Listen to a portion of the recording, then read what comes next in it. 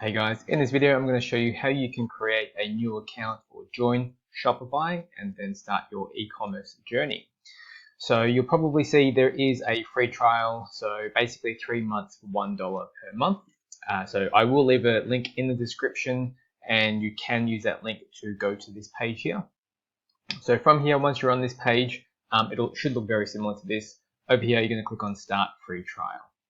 Now, once you start the free trial, over here there's different ways you can sign up. So you can sign up with email, Facebook, sign up with Google, etc.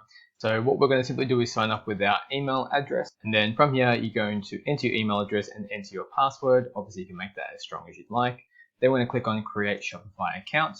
And then this next page here is going to load up. You can obviously save your password if you'd like. Now, from here, it's going to give you a quick options in terms of just setting up the basics of your store. There's a few different options here. I can select I'm just starting, or I already have an online or an in-person business. So for our purpose, we're brand new. We're going to click just starting out. There's a few different options you can select as well. So it's going to be an online store. Now from here, it can be again different options. So digital products, drop shipping products, etc. This is going to be mostly a drop shipping product store.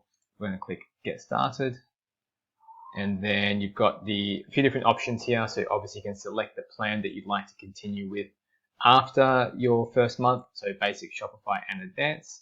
For most people, if you do continue with Shopify, the basic plan is probably just going to be the best option. Once you do get past a certain amount of sales per day or per month, it may be worth increasing it because the fees do become lower depending on how many sales that you get.